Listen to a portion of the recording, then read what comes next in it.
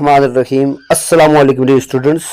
हमने previous lecture के अंदर जब टाइप्स ऑफ प्रोपोर्शन पढ़ा तो उसमें मैंने आपको कंटिन्यूड प्रोपोर्शन के हवाले से बता दिया था। आज हम स्टार्ट में उस हवाले से कंटिन्यूड प्रोपोर्शन के हवाले से जो एमसीक्यूज़ आती हैं उनमें से कुछ एमसीक्यूज़ करवाऊँगा और फिर अपने असल टॉपिक प्रॉपर्टीज़ ऑफ प्रोपोर्शन को डिस्कस करेंगे। तो चलिए जी शुरू करते हैं। पहले एग्जांपल जो कि एक एमसीक्यूज़ भी है, जैसा कि एक पास्ट पेपर में आया हुआ है। फाइंड द मीन प्रोपोर्शन, ये बड़ी की बात है, ठीक है। Find the mean proportion of a plus B, a minus B and a square minus B square. ये क्लास 10 में एक चैप्टर भी है और उसके चैप्टर 3 उसके क्वेश्चन भी है, लेकिन ये कि ये मैंने देखा कि आई थी, मैंने कहा चला ये भी आपको करवा देता हूँ, ठीक है। कि find the mean proportion of a plus B by a minus b and a square minus b square। अब मीन प्रोपोर्शन किससे कहते हैं बेटा? मैंने कहा था कंटिन्यूड प्रोपोर्शन। जब आप लिखते हैं ना बेटा a ratio b ratio c, इसके जो दरमियान वाली टर्म है ना बेटा, इसको बोलते हैं मीन प्रोपोर्शन, जो कि रिपीटेड होती है। कंटिन्यूड प्रोपोर्शन में जब दरमियान वाली टर्म रिपीटेड हो तो बेटा उसे मीन प्रोपोर्शन कहते हैं। ये वाली बात जैसे आप ओपन करके रखें तो यूँ ही होता है। कल बताया था मैंने आपको a ratio b is equal to b ratio c. इसमें जो बी भी है बेटा, it is continued proportion and it is called mean proportion. अब ये फर्स्ट, इसे क्या कहते हैं? ए को इसे बोलते हैं फर्स्ट प्रोपोर्शन, याद रखिएगा। इसे बोलते हैं मीन प्रोपोर्शन, ठीक है। इसे कहते हैं थर्ड प्रोपोर्शन, ठीक है। जब कहा जाएगा find mean proportion, it means आपसे करेगा आप दरमियान वाली चीज फाइंड करते हैं, ठीक है। जब कहेगा let the terms are in mean proportion continued proportion find first proportion, तो फिर आपको ए फाइंड करना होगा। And let the term is in continued proportion, third proportion के जरूर कहेगा फाइंड द थर्ड प्रोपोर्शन, आप ये फाइंड करेंगे। क्यों? क्योंकि जो सिंपल प्रोपोर्शन है उस पर नाम और हैं, जैसे a ratio b is equal to c ratio d, तो इसमें इसको बोलते हैं first second, first proportion, second proportion, third proportion और fourth. It is first part इसका सेकंड, इसका थर्ड, जिसका फोर्थ, ठीक है बेटा।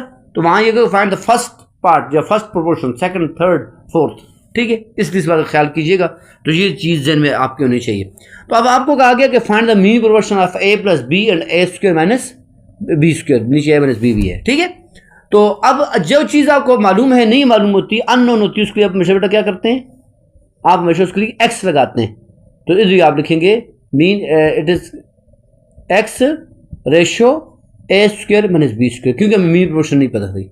लेकिन जो मीन प्रोपोर्शन होती है कंटिन्यूड के अंदर वो 2 टाइम होती है, रिपीटेड होती है। तो आप लिखेंगे a plus B by a minus B ratio x is equal to x ratio a square minus B square. अब आप इस पर लगाएं product of mean is equal to product of extreme का फॉर्मूला। तो x into X X square, ठीक है बेटा।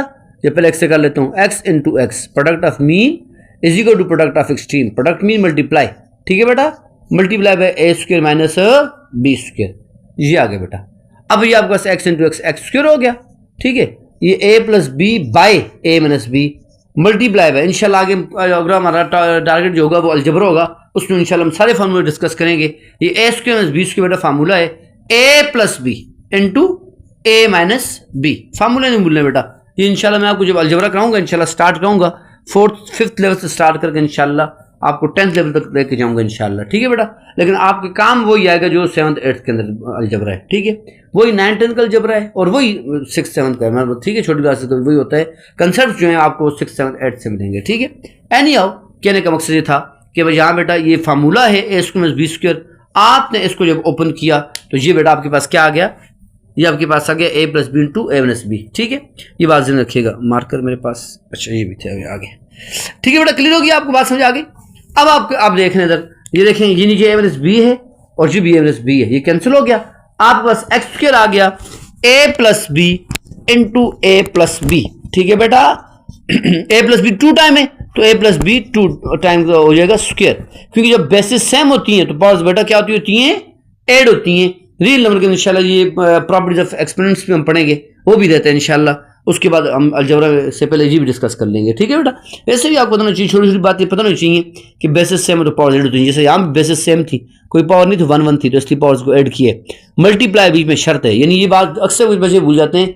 x प्लस एक्स बेटा ये 2x होता है और x इंटू एक्स ये एक्स स्क्वायर होता है, क्योंकि जब बेसिस ऐड होती हैं तो याद रखिएगा उनकी, ये देख लें ये कोफिशिएंट्स ऐड होते हैं, लेकिन जब बेसिस मल्टीप्लाई ऐड होती है तो उनके कोफिशिएंट्स मल्टीप्लाई होते हैं। जैसे मिसाल के तौर पे आपके पास यूं हो, ये चीज़ें सीख लें, 3x + 2x तो इसका आंसर आता है 5x, लेकिन आपके पास सोचिए 3x × 2x तो इसका आंसर आएगा 6x²।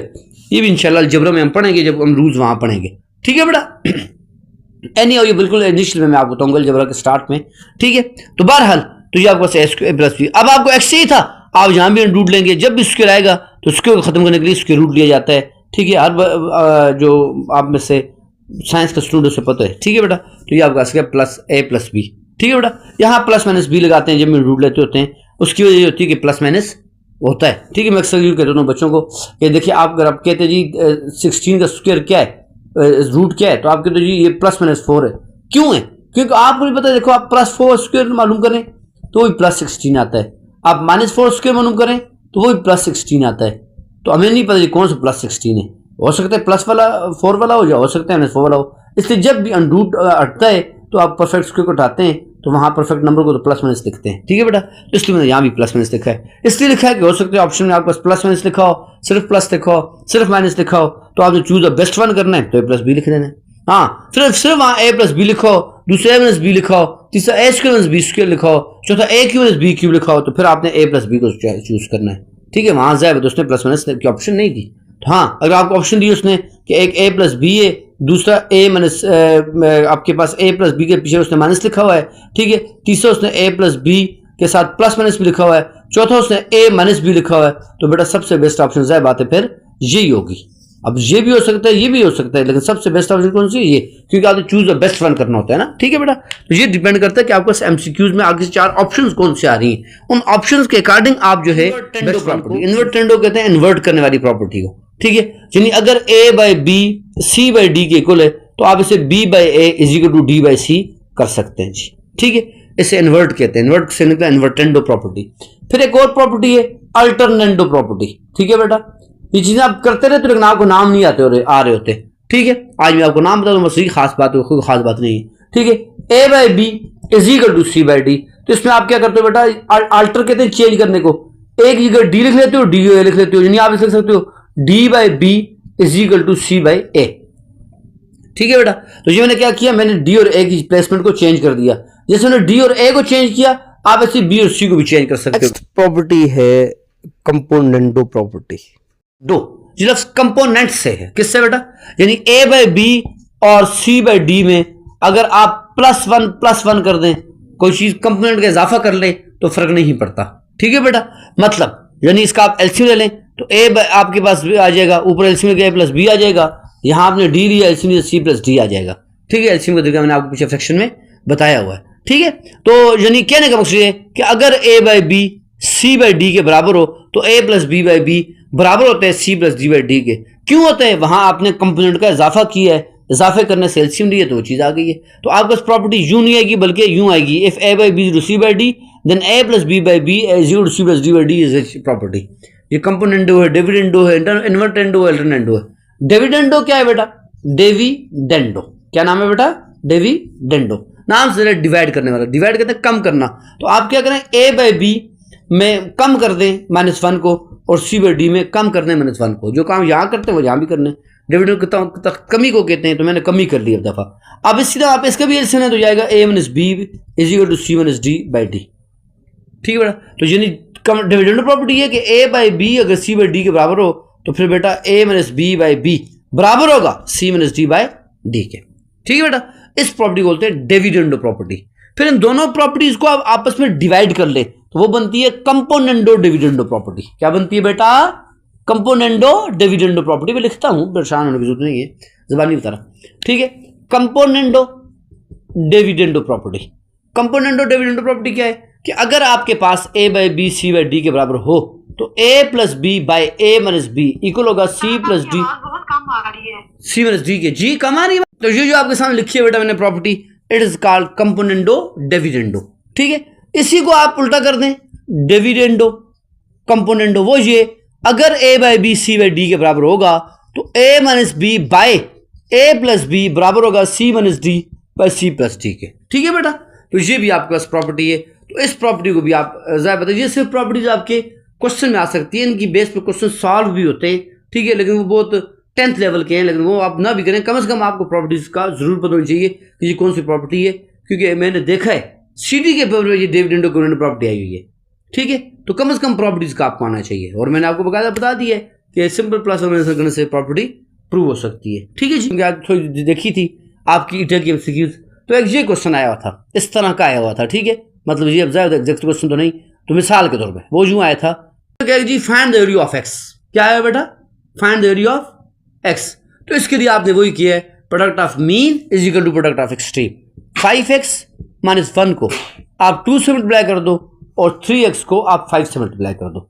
चूंकि इसमें क्वेश्चन आया हुआ था, मैंने कहा ये भी आपको करवा दूं।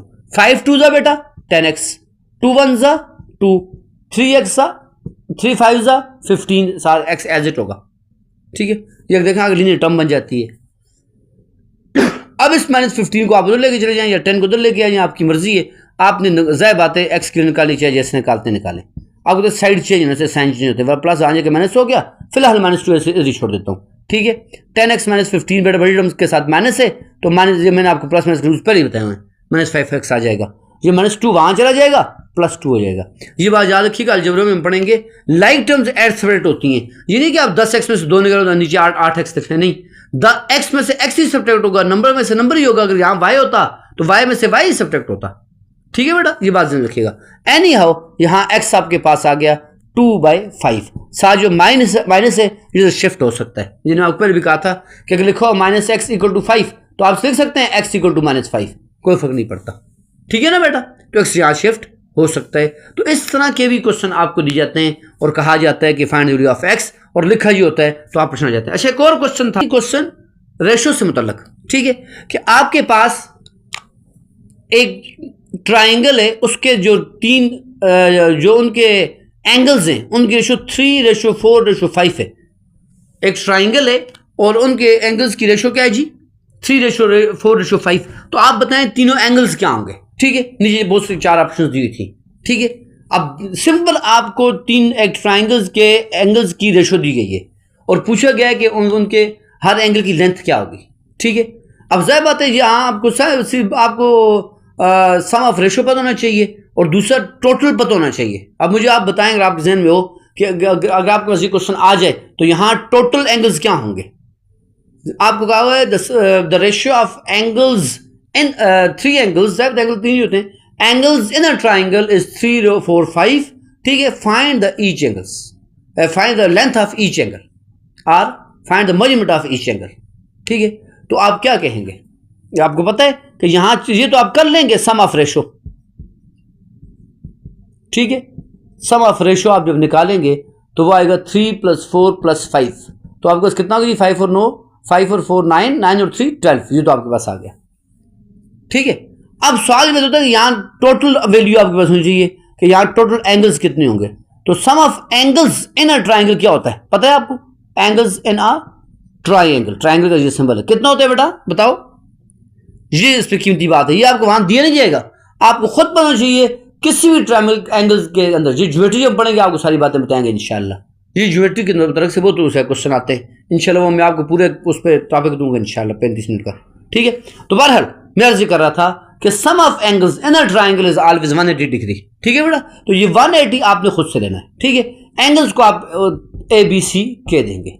आपके पास 1 मिनट है बेटा, 1 मिनट में आपने काम खत्म करना होता है, तो जल्दी जल्दी आप करेंगे। यहाँ तो मैं आपको 30 लिखा रहा हूँ कि आपको करने का तरीका है, वरना आपने शॉर्ट मारना है, डायरेक्ट आपने कहना है जी सम ऑफ रेशो 12 होता है, सम ऑफ एंगल्स 20 12 करना है, आप मुझे बताते नहीं है, इधर से 180 करना है। सॉरी, आप ही आगे से बोला करें बेटा, कोई जल्दी से बंदा गलती कर ले तो। ये देखें, ये मैंने कितनी बड़ी गलती कर ली, इसको ठीक किया करें बेटा, ये अब ठीक है। तो मैं करूँ ये क्या हो गया, अब देखें इसको आप करेंगे, ये आपके पास कितना आ जाएगा बेटा, 2 के टेबल से, और ये 3 ये आपके पास आ गया, ठीक है। बस 0 होता है, 2 1 2 2 15, ये 15 आ गया जी, ठीक है। अब देखें नीचे वाला काम खत्म हो गया, अब 15 3 45 डिग्री, ठीक है। अब देखें, अब इस आपने एक दफा कर लिया ना, अब आपका टाइम बच गया, इसलिए मैं कहता हूं आपने इसके साथ करना है। 15 4 60, देखें इसके साथ किया 15 आ गया, 15 5 75, ये देखें बेटा तीनों एंगल्स आपके पास आएंगे। नीचे आपके पास मुख्तलिफ ऑप्शन होंगी, जैसे ए में 45 60 75 होगी, हो सकता है एक में 40 60 70 हो,